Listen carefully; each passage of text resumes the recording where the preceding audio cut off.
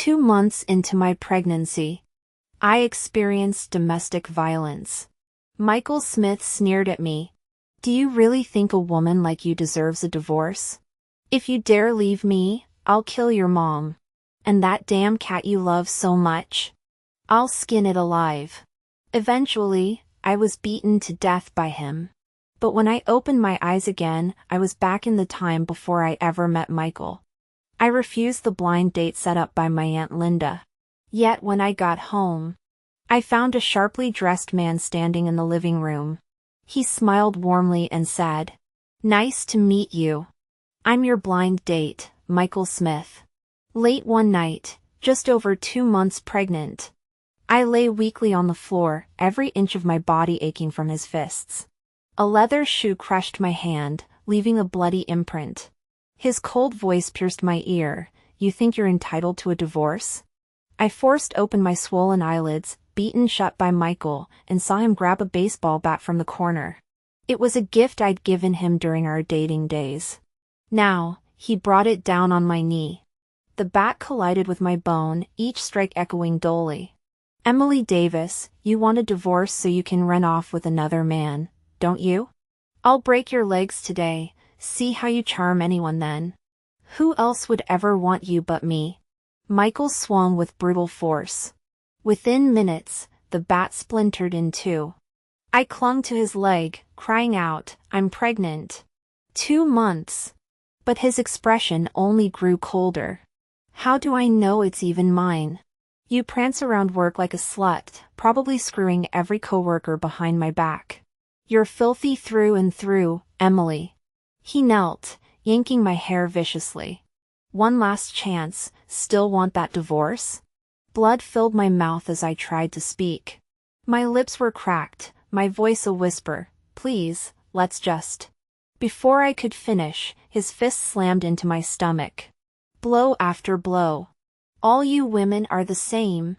You're a bitch, Emily," he screamed, squeezing my neck with his other hand. "You and that bastard fetus, you both deserve to die." As his grip tightened, I was swallowed by darkness. But the next moment, I awoke in the apartment I'd lived in before marriage. My phone vibrated. Familiar messages popped up. Aunt Linda set up another blind date for you. His name is Michael Smith. He's highly educated and kind, such a catch. Let's be real, your degree isn't top tier, your job's average. Your only advantage is youth. Wait too long, and even that'll fade. Do you want to end up a lonely old spinster? Trust me, I'm looking out for you. Ignore those marriages overrated blogs. Family knows best. Since turning 25, Aunt Linda had obsessed over setting me up. She'd say, "A woman's life isn't complete without marriage and kids. Look at those 30-something forever single types, embarrassing their families." I'd made endless excuses, but she never quit. Until the day she introduced me to Michael in my past life. "Just one last try," she'd said. "If it fails, I'll stop." I'd trusted her, only to be fooled by Michael's perfect facade. On our first date, he'd pulled out my chair at the restaurant, suit immaculate.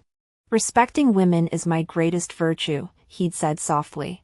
"Marry me, and I'll honor your every wish. Always." Snapping back to the present, I read Aunt Linda's latest texts. Are you going to the blind date or not? No more I'm sick excuses. Say you have a stomachache, and I'll send Michael to the hospital. I typed quickly and hit send. "Aunt Linda, I'm not going, and I never will. Women don't have to marry or have kids. And no one gets to judge us for it. Before she could reply, I blocked her number and deleted all her contacts. In the bathroom, I studied my reflection. No bruises from fists, no scars from the bat. Then my phone lit up with a text from Mom. "Luna's been acting strange, come home ASAP." Luna was my cat. At first, Mom had refused to let me keep her. "You'll graduate, get married, have kids, cats aren't safe around babies." I'd finally convinced her, but with one condition: Luna stayed at her house. Rushing home, I found Mom in the foyer. "How's Luna?" I asked. She avoided my gaze, placing slippers at my feet. "Just go see for yourself." I nodded and headed for the living room. "Luna." My voice died. There, in the same suit from my past life, stood Michael Smith. He stepped toward me, smile unwavering. "Nice to meet you. I'm your blind date, Michael Smith." Step by step, he closed the distance. He looked at me, that same gentle smile fixed on his face. In my past life, this carefully crafted mask had fooled everyone into seeing him as a model man. Even my sharp-tongued cousin Sarah had said, "You're so lucky to marry someone like him." At first, I thought I was lucky too. Until one day, when I was discussing a work emergency with a male colleague in his car. Out of the corner of my eye, I spotted a tiny hidden camera in the rearview mirror. Its red light blinked, recording. When I got home, Michael sneered, "No wonder you wear skirts to work. You're just trying to seduce your coworkers." He stormed into the bedroom and hacked my dresses to shreds with scissors. "Emily, look at those women on the news," he said. "They get hurt because they wear short skirts and cake on makeup. They deserve it." Then he grabbed my hair, long and healthy, and butchered it into a ragged bob. Studying his handiwork, he smiled with satisfaction. "I'm doing this for your own good," he said. I shook my head. "You're wrong. What a woman wears or how she looks doesn't give monsters the right to hurt her." I tried to pull away, but he backhanded me across the face. "I want a divorce," I said. Michael nodded calmly. Then he said, "Divorce? Sure. First, I'll kill your mom. Oh, and that damn cat of yours. If you leave me, I'll skin her alive, slowly." He loomed over me, smirking. "Go ahead. Try me." Just then, Aunt Linda stood up from the couch. "Look at Em, says she doesn't want a blind date, but she's speechless now. See? I told you Michael's a catch. He's way out of your league." My gaze drifted past Michael to the cat condo behind him. Luna, my white kitten, lounged in the sun, licking her paws innocently. I looked back at Michael. In our 2 years of marriage, I'd learned one thing: he hated to lose face. But today, I was going to make him blush. Stepping forward, I said, "Hi, let me be clear, I have a mental health condition." "Why would you want to date someone with a psychiatric diagnosis?" His smile froze. To hide his awkwardness, he adjusted his glasses. "Aunt Linda said you're a gentle girl," he ventured. I shot Aunt Linda a glare. "Bullshit. Gentle is the last word anyone would use for me." Michael fell silent, jaw tight. After an uncomfortable pause, he turned to Aunt Linda. "I just remembered something urgent. I should go." I nodded politely. "Door's that way. Don't let it hit you on the way out." Aunt Linda scowled at me, then forced a smile at Michael. "Let me walk you out, she's just having a day." Michael waved her off. "I'll call you later, Emily." As he brushed past me, I said clearly, "Ugh, hate when men fake being nice." Seconds later, the front door slammed. I exhaled and stuffed Luna into her carrier. Then, creak, the bedroom door opened. A man stumbled out, bleary-eyed, reeking of bourbon. His bloodshot eyes raked over me. "Useless waste of space," he slurred. "Always said daughters are a drain. Our neighbor's girl married a trust fund kid and pays their mortgage. You're 26, single, and can't even help with your brother's tuition. We should have given you up for adoption." This was my stepfather, Mark Johnson. After my dad died when I was 6, Mom had met Mark through Aunt Linda. Steady and responsible, she'd called him. But after the wedding, his drinking started. Most nights, he'd rage through the house, smashing my childhood teddy bear out the window. "Don't want dead man's trash in my home," he'd growl. "Pick it up, and I'll beat you." Once, after seeing Mom's bruised face, I begged her to leave him. She'd stirred his dinner and said, "Remarriage is hard for women, especially with a kid. Just endure it, he means well." Months later, when she was pregnant, Mark sneaked into my room drunk. His calloused hand grazed my cheek, reeking of whiskey. I woke up screaming, kicking him off me. Mom rushed in, but Mark lied, tried to give her pocket money. This brat attacked me. Before I could protest, Mom pinched my arm hard. "Apologize to Uncle Mark, now." Now, 20 years later, Mom brushed off Mark's insults like lint. "He's drunk," she said evenly. "Just ignore him." Our eyes met. She tugged at her sleeves, but not before I saw the purple welts on her arms. "Did he hit you again?" I asked. She shook her head quickly. "I tripped, that's all." A hot, bitter feeling rose in my throat. "Mom, why won't you leave him?" Mom froze at my question. She whispered, "Divorce? Why? We've endured 20 years together. Even a day of marriage deserves years of loyalty. Besides..." She trailed off, staring at the floor. "Men get stressed too. Just learn to tolerate it." These were the same words she'd said after my first beating by Michael in my past life. "Mom, I need to leave Michael," I'd sobbed then. I'd hoped she'd stand by me, maybe even confront him. Instead, she'd said, "Just bear it. Men have pressures. We women should be more understanding. If you get divorced young, the neighbors will talk." Aunt Linda had been there too, munching on potato chips. "Michael's a great husband," she'd clucked. "You must have provoked him. Best to stay quiet." Luna trembled in her carrier, letting out a nervous meow. My voice was hoarse. "You've always told me to tolerate things. In grade school, when the teacher bullied me, he's an adult, tolerate it. In high school, when girls dumped water on me in the locker room, why pick on you? You must have done something." I sighed. "I tolerated for years, and they only got worse. No more." I turned to leave. Opening the door, I found my half-brother, Jake, sneering outside. "Ugh, you again?" he said. "No wonder Dad calls you a waste of space." "He's right." He snorted. "You mooch off us for meals, ever paid a cent?" "Actually, I'm paying now." I pulled a Coke from my bag, popped the cap, and dumped it over his head. Shaking the last drops, I smiled at his dripping face. "Next time you talk trash, it'll be more than soda." The year ended with a heavy snowfall. On New Year's Eve, Mom called, begging me to come home for dinner. I remembered the last time, awful memories. I tried to decline. Your dad died young. I've sacrificed so much for you," she sniffled over the phone. "Now you're too grown to share a meal with me?"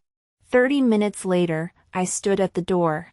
As in my past life, Aunt Linda's family sprawled in the living room, chips crusted on the carpet. Aunt Linda opened her mouth to comment, but I ducked into the kitchen. "Let me wash the veggies." Midway, a voice sneered behind me. "New maid here?" I turned to see Sarah's smirk. "Oops, sorry, thought you were the help, slaving away like that." She leaned against the counter, arms crossed. "Mom told me about your hotshot blind date. Don't play hard to get too long. A guy like that? You'll end up with some widowed grandpa." She dumped my cleaned veggies back into the sink. "Oops, slippery hands. Do you really think Michael's great?" I asked. "Duh. If I hadn't been out of town, he'd be mine." I nodded. "Since you love great guys so much, he's all yours. Just don't cry when he hits you." After she left, I checked my phone. A text from Michael. "Miss Davis, let's clear the misunderstanding. Lunch at the Garden Grill, Saturday 2 p.m? I typed back, "Busy. How about I set you up with someone else?" Finding Sarah on the balcony, I said bluntly, "Michael is amazing. Smart, kind, so respectful. I'm lucky he even looked at me." Her smug grin vanished. "Are you bragging?" I cut her off, shoving my phone in her face. Take my place tomorrow. You're prettier, got that fancy job offer, you two are perfect. Seriously? She asked. Dead serious. I nodded earnestly. She grinned, scribbling down his number. As I pocketed my phone, I added, wear white tomorrow. It's his favorite color. During dinner, Aunt Linda tisked scad. Our neighbor's daughter, sleeps around, wears practically nothing, hair like a rainbow. Trashy. She glanced at Sarah, my girl's different, never dated, always obedient. That's a proper lady. I'd heard this speech before in my past life. Back then, I'd stayed silent. But this time, as soon as Aunt Linda finished speaking, I laughed, deliberately. She frowned. What's so funny? Sarah, across the table, tensed, glaring at me to shut up. I swallowed my food. Nothing. Just remembered how, in 7th grade, Sarah got caught dating and made Mom go to school instead of you. Aunt Linda's fork clattered to the table. I added sweetly, oh, and sophomore year, Sarah got detention for making out in the hallway. Ring any bells? Her face turned crimson. I pretended to gasp. Wait, you didn't know about these?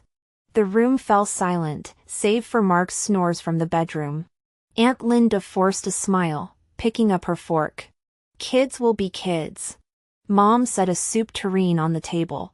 Before I could serve myself, Aunt Linda said between bites.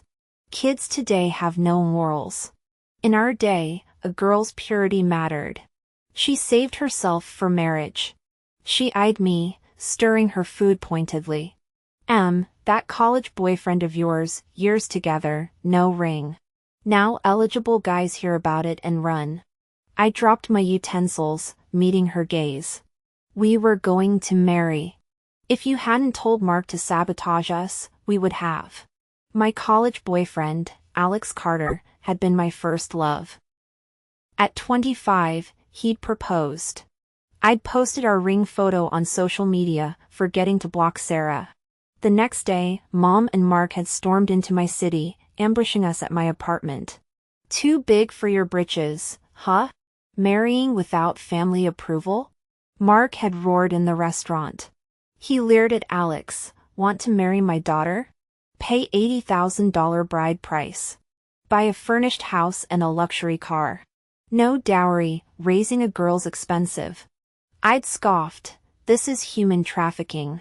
Mom had tried to intervene, but Mark slapped her hand away. Traitor, he'd bellowed, drawing stares.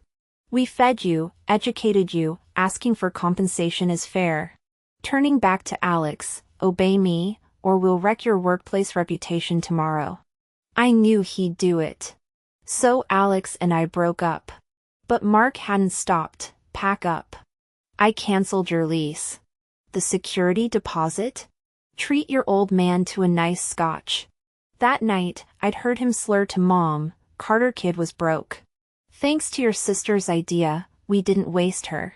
Snapping back, I eyed the boy gaming on the couch, Tom, Sarah's twin brother. Time for Aunt Linda to taste her own medicine. Aunt Linda, I hear Tom's got a girlfriend? I asked, placing my phone on the table. Her face lit up. Amanda. Clingy little thing, begged Tom to date her. But her family's loaded, only child. When her parents die, he'll inherit everything. And she adores him, whatever Tom wants, she does. I nodded, tapping my phone subtly. A prompt popped up, recording saved. When Tom wasn't looking, I secretly took a photo of Amanda's contact info. She accepted my friend request instantly. I sent the recording. Minutes later. LMAO. Let's see who's clingy. She attached an address, meet me here tomorrow. Showtime. What do you mean, breaking up? I hid behind a mall pillar, watching Tom's panicked face. Amanda turned to leave, but he grabbed her arm. Babe, I can't live without you, he cried. She smirked, sure. Then your parents can pay a $100,000 dowry. I'm an only child, my inheritance is your windfall. A little upfront investment, right? $100,000? Tom yelped. That'll bankrupt my parents. They worked their asses off to raise me, shouldn't I save something for their retirement? Then break up. Seeing Amanda's resolve, Tom dropped to his knees in front of the crowd. Babe, please. I'll do anything, just don't leave me. I bit my lip to steady my phone, stifling laughter as I recorded. Later, I posted Tom's hour-long begging video in the family group chat, knowing it included relatives who'd clashed with Aunt Linda. Me, at Aunt Linda, didn't you say Amanda was desperate for Tom? Why's he on his knees? Jake, LMAO, cousin looks like a maniac. Crying in public. Sarah, can't even handle a girl. Don't call him my brother. Uncle Mike, whose kid is this, making a spectacle? Tom, Mom, Amanda wants $100,000 dowry. Start saving. Minutes later, Aunt Linda has left the chat. My phone rang. Sarah. What's up? I answered. She chirped, just wanted to say Michael and I are official. I hummed, waiting for the punchline. Michael says I'm the kindest, most gentle girl he's ever met, she gushed. You have no idea how amazing he is, so respectful.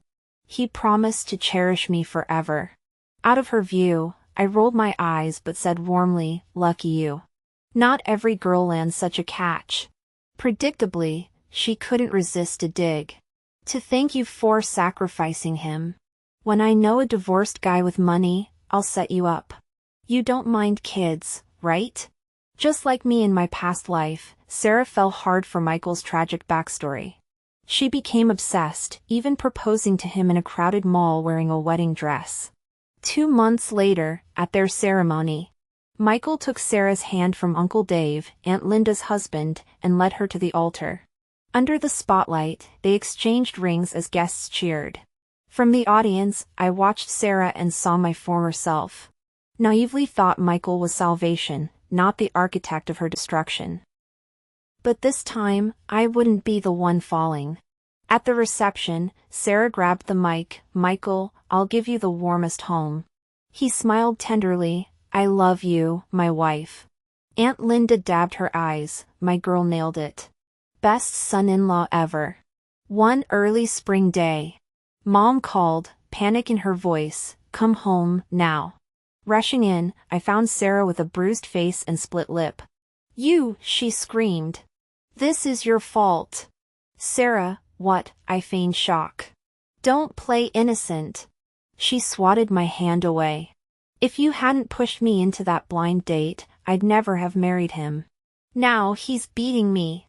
I protested. You begged me for him. You said he was perfect. Mom pulled me aside. Stop provoking her. I glanced at Aunt Linda, who sat rigid, staring at Sarah's wounds. Suddenly, she slammed the coffee table. No one hits my daughter, she roared, heading for the door. I blocked her. Let me take her to the hospital first. Maybe it's a misunderstanding. In the car, Sarah sniffled. Why are we at the ER? I parked and turned to her. Because there are only 0 times and countless times of domestic violence. He hurt you today, he'll kill you tomorrow. She snatched the compact mirror I offered and threw it out the window. How do I know you aren't just jealous? Wanting me single so you can have him? As expected. I tried a different angle. Maybe he didn't mean it. Get a medical report, show him how much he hurt you. Maybe he'll change. She nodded slowly, okay. I waited outside the exam room, watching her silhouette through the glass.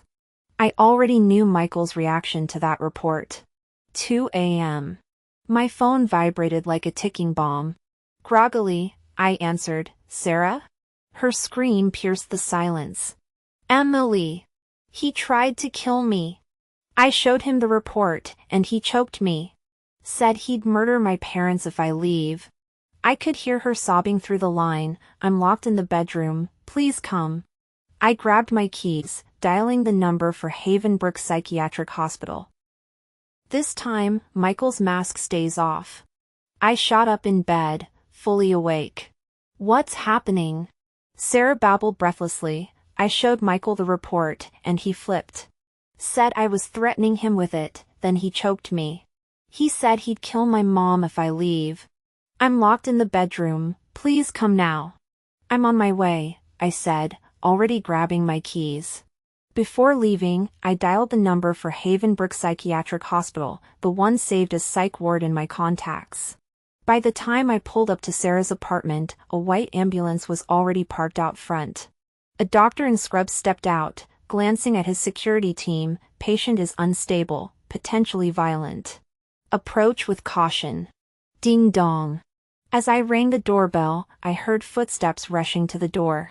Michael opened it, feigning regret. Sarah called you?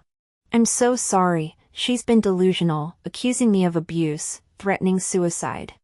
I tried to calm her, but I ignored him, scanning the living room, shattered vases, torn papers everywhere. Liar, I said, locking eyes with him. The one with a problem is you. I handed the doctor a sheet from my bag, Sarah's medical report, detailing her injuries. Michael's face paled as he read it. I'd predicted his meltdown, that's why I'd copied the report. Just then, Sarah burst from the bedroom, her face purple, blood staining her shirt. She grabbed the doctor's arm. He's paranoid. I showed him the report, and he attacked me. The doctor examined Michael, then Sarah, murmuring, possible PPD, paranoid personality disorder. Needs immediate evaluation. Michael's roar echoed down the hallway as security tackled him. Sarah turned to me, whispering, "Thank you." I flashed back to our car conversation earlier. What if Michael hits me again? Should I leave? She'd asked. I rolled down the window, letting the cold air in. Guys like him don't let go. He'll threaten your family. What do I do, then? I held up a flyer, Havenbrook Psychiatric Hospital. She gasped. I nodded. If he crosses the line, make sure he can't hurt anyone again. At the hospital. Michael, now restrained, screamed, I'm not crazy. Let me go. But as the doctor handed Sarah the admission papers, he lunged again, you bitch. I'll kill your whole family, your parents, your brother, everyone. Security strapped his arms down. Sarah stepped forward, fake tears in her eyes. Rest here, honey. I'll visit often. Later, I drove her back to Aunt Linda's. As she got out, she hesitated. Want to come in? Warm up with some coffee? Inside, Jake was gaming, of course. Look who's back, the widow, he jeered at Sarah. Already hunting for hubby number 2? I rounded on him, eyeing his designer headphones, luxury jacket, limited edition sneakers. Nice shoes. How'd you afford them on a poor student budget? He didn't look up. I'm an only child. My parents' money is my money. Funny, I said.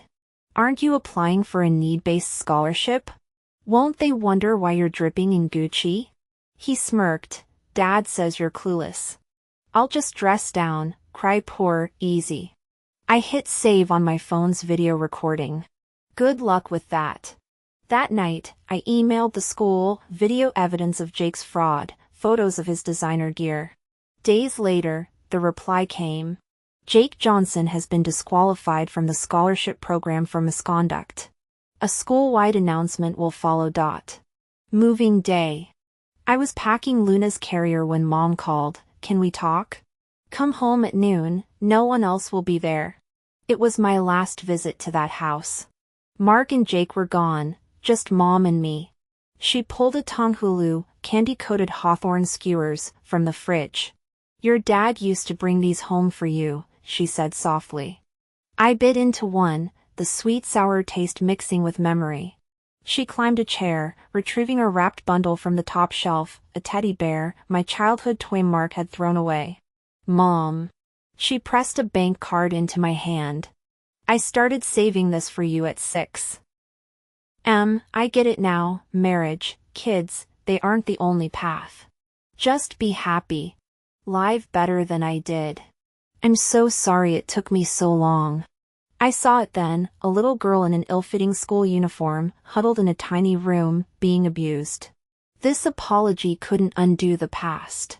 But it gave me something else. Hope that someday, my journey might finally be free of storms.